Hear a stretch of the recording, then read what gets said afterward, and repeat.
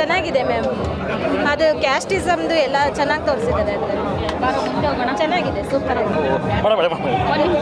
Okay, ಬೆಂಗಳೂರಿಗೆ ಎಷ್ಟೋ ಜನ ಬರ್ತಾರೆ, ಎಷ್ಟೋ ಜನ ಹೋಗ್ತಾರೆ. ದಾಖಲೆ ಬರ್ದೋರಿದ್ದಾರೆ, ದಾಖಲೆ ಮುರಿದೋರಿದ್ದಾರೆ. ಇವರಿಬ್ಬರ ನಡುವೆ ಕಷ್ಟದಲ್ಲಿ ಇಷ್ಟಪಡ್ಕೊಂಡು ಇಂಡಸ್ಟ್ರಿ ಲಿಸ್ಟ್ ಕ್ರಿಯೇಟ್ ಮಾಡಿದ್ದು ಈ ನೀನಾಸಂ ಸತೀಶಣ್ಣ. ಝೀರೋಯಿಂದ ನೀನು ಕೂಡ ಬೆಳೆದು ಹೀರೋ ಹೋಗ್ಬೋದು ಅಂತ ಕೇಳಿ ಅವ್ರ ಲೈಫ್ ಹಿಸ್ಟ್ರಿ ಹೇಳುತ್ತೆ. ಇನ್ನು ಜಮಾನ್ದಲ್ಲಿ ಜೋಗಿ ಶಿವಣ್ಣ ಬಂದಿದ್ದು ದಿ ಲೆಜೆಂಡ್ ಆಫ್ ಅಶೋಕ, ಈಗ ಇವ್ರದ್ದು ಬಂದಿದ್ದು the rise of Ashoka. Madam Ashoka ultimate ಮಸ್ತಾಗಿದೆ ಮೇಡಮ್. ಇನ್ನು ಸತೀಶ್ ನೀನಾಸಂ ಅವರು ಈ ಸಿನಿಮಾದಲ್ಲಿ ಡಿಫ್ರೆಂಟ್ ಪಾತ್ರದಲ್ಲಿ ಮಾಡಿದ್ದಾರೆ, ಭಯಂಕರ ಸಖತ್ತಾಗಿದೆ. ನಮ್ಮ ಸಪ್ತಮಿ ಗೌಡ ಅಂತೂ ಮೇಡಮ್ ಸಖತ್ತಾಗಿ ಮಾಡೋರೆ. ಅಂದರೆ ಈ ಪಾತ್ರ ಅವ್ರು ಬಿಟ್ಟರೆ ಬೇರೆ ಯಾರು ಮಾಡೋಕ್ಕಾಗಲ್ಲ. ಲಂಗಾದವನ್ನ ಹಾಕೊಂಡು ಲಕ್ಷಣವಾಗಿ ಸೂಪರ್ ಆಕ್ಷನ್ ಮಾಡಿದ್ರೆ ಮಸ್ತಾಗಿದೆ. ಅಂದರೆ ಹಳ್ಳಿಯಲ್ಲಿ ನಡೆಯುವಂಥ ಒಂದು ಬಲವಂತ ಈ ಬಡವ್ರನ್ನ ತುಳಿದು ಅವರಿಂದ ಸಂಪಾದನೆ ಮಾಡ್ಕೊಂಡು ಬೆರೀತಾ ಇರ್ತಾನೆ. ಅಂಥವನ್ನ ಮಟ್ಟ ಹಾಕೋದೇ ಈ ಅಶೋಕ ಸ್ಟೋರಿ. ಅವ್ರಿಗೋಸ್ಕರ ಪ್ರಾಣ ಕೊಡೋಕ್ಕೂ ರೆಡಿ ಅಶೋಕ.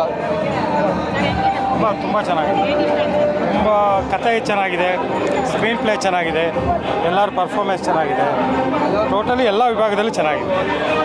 ಸೂಪರ್ ಆಗಿದೆ. ನೀನಾಸಂ ಸತೀಶ್ ಆಕ್ಟಿಂಗ್ ಸೂಪರ್ ಆಗಿದೆ, ಚೆನ್ನಾಗಿ ಮಾಡಿದೆ. ಪರವಾಗಿಲ್ಲ,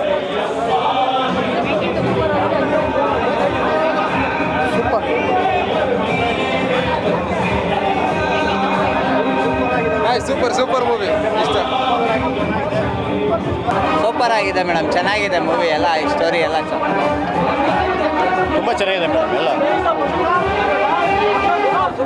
ಸೂಪರ್ ಚೆನ್ನಾಗಿದೆ ಸರ್. ಸೂಪರ್ ಪಿಕ್ಚರ್, ಸೂಪರ್ ಆಗಿದೆ.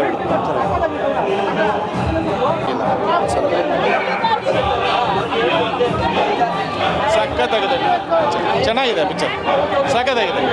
ಅದಕ್ಕಿಂತ ಇನ್ನೇನು ಹೇಳೋಕ್ಕಲ್ಲ, ಸೂಪರ್ ಆಗಿದೆ ಪಿಕ್ಚರ್.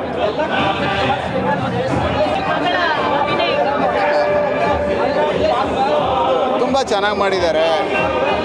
ನಾವಿಲ್ಲಿ ಕೂತ್ಕೊಂಡು ನೋಡಿದ್ರೆ ಅದರದ್ದು ರಿಯಲ್ಲಾಗೆ ಜನ ಹೇಗೆ ಪ್ರೇಕ್ಷಕರಾಗಿ ಇನ್ವಾಲ್ವ್ ಆಗ್ತಾರೆ ಅಂತ ಅನ್ನುವಂಥದ್ದು ರಿಯಲಾಗಿ ಗೊತ್ತಾಗ್ತದೆ. ಇಲ್ಲಿ ಬೇರೆ ಮಲ್ಟಿಪ್ಲೆಕ್ಸ್ಗಳಲ್ಲಿ ಗೊತ್ತಾಗಲ್ಲ. ಅದಕ್ಕೆ ಇಲ್ಲಿಗೆ ಬಂದಿದ್ವಿ, ನೋಡೋಣ ಹೇಗೆ ಅಂಥೇಳಿ. ನೋಡಿ, ಜಗತ್ತಲ್ಲಿ ಯಾರೂ ಚಿಕ್ಕವರು ಅಲ್ಲ, ಯಾರೂ ದೊಡ್ಡವರು ಅಲ್ಲ, ಯಾವುದೂ ಸಾಮಾನ್ಯನೂ ಅಲ್ಲ, ಅಸಾಮಾನ್ಯನೂ ಅಲ್ಲ ಅಂತ ಅನ್ನುವಂಥದ್ದನ್ನ ಇದರಲ್ಲಿ ನೀನಾಸಂ ಸತೀಶ್ ಅವರು ಅದ್ಭುತವಾಗಿ ತೋರಿಸಿದ್ದಾರೆ. ಆ ಕಾರಣಕ್ಕೆ ಯಾವುದು ಚಿಕ್ಕದೂ ಅಲ್ಲ, ಯಾವುದು ದೊಡ್ಡದೂ ಅಲ್ಲ. Thank you. ಸಿನಿಮಾ ಮಾತ್ರ ಸೂಪರ್, ನಂಬರ್ 1 ಸಿನಿಮಾ ಮೇಡಮ್. ಇಂಥ ಸಿನಿಮಾ ಎಲ್ಲೂ ಕೊಟ್ಟಿಲ್ಲ, ಯಾವ ಹೀರೋಗಳು ಕೊಟ್ಟಿಲ್ಲ. ಇಂಥ ಸಿನಿಮಾ ಒಂದು ಜಾತಿ ಅಂತೀವಿ, ಅದ್ರ ಬಗ್ಗೆ ನೀಟಾಗಿ ಪ್ರತಿಯೊಂದರಲ್ಲೂ ಕೂಡ ತೋರಿಸ್ಕೊಟ್ಟಿದ್ದಾರೆ. ಸೊ ಇದು 100 ಡೇಸ್ ಒಂದು ಪಕ್ಕಾ ಓಡುತ್ತೆ ಈ ಸಿನಿಮಾಗೆ ಸುಮಾರು 3 ವರ್ಷಗಳ ಕಾಲ ಕಷ್ಟಪಟ್ಟು ಮಾಡಿರೋಂತಹ ಸಿನಿಮಾ ಇದು. 100 ಡೇಸ್ ಅಂತೂ ಪಕ್ಕಾ ಓಡುತ್ತೆ ಮೇಡಮ್. ಪಕ್ಕ ಮೇಡಮ್. ಸಿನಿಮಾ ತುಂಬ ಚೆನ್ನಾಗಿ ಬಂದಿದೆ, ದ ರೈಸ್ ಆಫ್ ಅಶೋಕ.